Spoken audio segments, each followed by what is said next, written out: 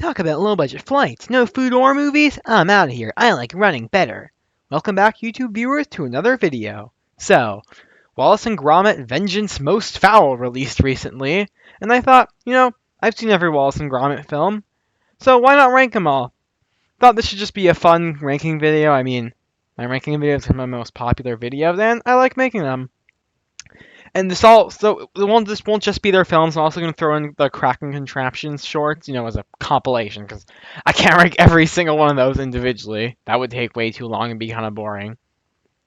Alright, I just want to say that I'm on Letterboxd now, in case you want to check that out. It's on my channel's homepage link things. Without further ado, let's dive on in. So, starting off, I have to say, by far my least favorite is Wallace and Gromit, A Matter of Loaf and Death. Their very last short film. Even though this is my least favorite, it's still 6 out of 10. It's decent. My problem with this one is that it just feels too long. It's only a few minutes longer than the other short films, but it just feels like it's going on for too long, and I just didn't find it to be as funny or entertaining as their other ones.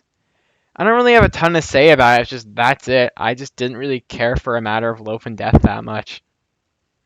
Number 6. Wallace and Gromit, A Close Shave. I know a lot of people really love this one, but I have to say I'm not too big a fan of it either. For some reason, I just found it to be way too confusing. I'm really not sure what the plot exactly was with the robot dogs and the sheep or something. I mean, it was funny. I liked how Wallace falls in love with this woman and then she actually seems to like him. And then at the end he says, "Would you like to come in? We're about to have some cheese." And she says, "Oh, not cheese. Can't touch the stuff. Brings me out in a rash." He says, "Not even Wensleydale." I found that to be pretty funny, but other than that, I didn't get that many laughs out of this one or chuckles. And again, this one was just kind of confusing. So overall, it's decent, but I don't really like it that much. Still more good than bad, though. Number 5 is the Cracking Contraptions shorts. This was the first thing Wallace and Gromit I watched. I decided, if I like these instead of the shortest, I'll watch the specials and I'll watch The Curse of the Were-Rabbit. And hey, they were good enough to make me want to watch their specials, and I'm glad I did, yeah. These aren't the best or anything, but these are pretty fun. I like just seeing each different, cracking contraption that Wallace designs. It's also interesting to just see some of the bat things they get up to, like Wallace trying to take a Christmas card photo of Gromit, so you see snow in the background, or they'll see them on a soccer field, or football field as it's called in England, but whatever. I do think Wallace is a little too mean to Gromit for some reason, but overall, I still like these a lot, and after all, they're what got me into Wallace and Gromit.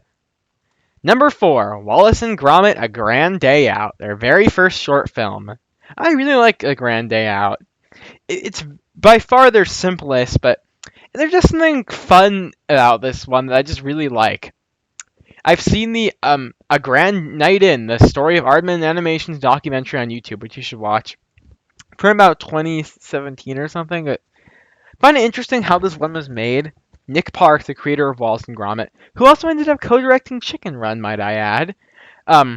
He loves stop motion. He was working on some student film, which was this, and it took him years and years to make it. But the people in Aardman saw him and decided to help him out because they knew he would never finish this. Because this was super ambitious for a student film. He said that just despite this being the simplest of all of them, just the scene toward the beginning where all he wrote in the script was Wallace and Gromit build a rocket. And that takes a lot of time, especially for someone who doesn't really have any experience. And yeah, it's just fun. So yeah, it's simple plot. Wallace and Gromit need somewhere to go on vacation, and they decide they'll go somewhere where there's cheese. And everyone knows the moon is made of cheese. And then I love it when they go to the moon. I thought it wouldn't actually be made of cheese, but no, it literally is. And they meet this robot that's just there for some reason and dreams of skiing or something. This is just a lot of fun. You can't not like A Grand Day Out. Number 3, Wallace and Gromit, The Wrong Trousers. Now this is what really launched them to being so popular, and can't blame them. The Wrong Trousers is great. Yeah, I love just the title of this one. the wrong trousers, Gromit. It's the wrong trousers. So yeah, the first time Wallace and Gromit are short on cash and can't pay the bills. Oh, and Gromit gets these robot pants from Wallace, and to get money, Wallace brings in a boarder who's this weird, suspicious chicken, who turns out not be a chicken but a penguin in disguise, the evil criminal Feathers McGraw, who remote controls Wallace wearing the robot pants to steal the blue diamond. This is just such a ridiculous plot, but it's really fun. And that final chase, the whole big action sequence at the end with the trains, that's amazing how they're able to pull off stop motion like that. It took years because of that scene. Well, this whole thing is just super impressive. Matt Groening, the creator of The Simpsons, as well as John Lasseter and Brad Bird, have actually talked about this in the Aardman documentary. They're big Wallace and Gromit fans. They were all especially impressed with this one. I think it was Matt Groening who said that penguin, he is one of the greatest villains in animation. And yeah, this one it's a classic. And hey, the latest film is even a sequel to it. This one really left behind a good legacy. Number 2, Wallace and Gromit: Vengeance Most Foul, their latest film. I really liked Vengeance Most Foul. So I was thinking, okay, so Arden hasn't been on the top of their game the last two movies, but hey, Nick Park is coming back for Wallace and Gromit. Trailer looked good, and yeah, it was really good. This is easily one of their funniest films, because I said this before about Aardman in my DreamWorks ranking, which is that while I do chuckle a lot at their movies, I don't laugh a ton at them, specifically Wallace and Gromit, but they're very, Wallace and Gromit's very charming and entertaining and fun, but this one actually got quite a few laughs out of me. I really like Vengeance Most Foul. I wouldn't expect a sequel. You might think, okay, they're doing a sequel to The Wrong Trousers, they're just trying to cash in on your nostalgia, but no. This is just a really good sequel. Before I get into what actually happens in the movie, I just want to say that, 1, Ben Whitehead is a great Wallace. Peter Sallis couldn't have lived forever, and he was already in his late 60s when he started playing Wallace, so yeah, he died about 8 years ago. But Ben Whitehead sounds exactly the same as far as I can tell. He's a great replacement. But as for the movie itself, if you haven't seen it already, I totally recommend watching it. It's on Netflix, where you could do what I did and watch on the Internet Archive. But yeah, the movie itself, I really like how it's kind of spoofs modern technology, where Wallace invents this Norbot to help people out, and he ends up getting a bunch of demand for it from people so he can sell it and make money because Wallace and Gromit are short on cash again. But Feathers McGraw has broken out of prison, or at least is manipulating something somehow, to take control of the Norbot, to turn him evil and build a whole army of Norbots. And they can secretly steal everything from other people and go on a massive crime spree, and they can frame Wallace and get arrested. And Feathers McGraw can get his revenge on Wallace and Gromit. I love that plot. It's so weird to say it out loud, but it's just so fun. Also, I like how this movie shows that many years have passed in the Wallace and Gromit timeline. Saying that is just, again, it's just so weird. Yeah, it says that it has been many years since Wallace and Gromit got Feathers McGraw arrested. Or the police officer from The Curse of the Were-Rabbit, PC McIntosh, is here and says he's about to retire and he's an old man now. But yeah, it's just clever. I like stuff like that. It's good continuity. And once again, this has a really great climax. The stop motion is amazing as always. I mean, it's Aardman, it's Wallace and Gromit, it's Nick Park. It's the best of the best. I guess for spoilers, really getting the spoilers, I really like the stuff with the blue diamond toward the end. It says that no, Wallace and Gromit did get it away from Feathers McGraw. It hasn't actually been locked safely behind a vault all these years. While he was sitting in the kitchen waiting for Wallace and Gromit to take him and arrest him, he swapped the blue diamond with a turnip, put the blue diamond in Wallace and Gromit's teapot. But since a little bit after that, Wallace's inventor started inventing all sorts of crazy stuff, he didn't need his teapot to serve him tea anymore, so he hasn't touched it in years and years. So he wouldn't know there's a diamond in there. But since Feathers McGraw got arrested, he was never able to take it back. So now it's finally his big chance to take it back. And yeah, it's just done really well. This is just a really fun return for Wallace and Gromit. Exactly the kind of thing that reminds you that these characters are just as fun as they always were. But of course it's not number 1, because number 1 is Wallace and Gromit: The Curse of the Were-Rabbit. Gosh, how could you not love The Curse of the Were-Rabbit? This is by far their best. Not by much, but it's my favorite Aardman film as well. It's just a lot of fun.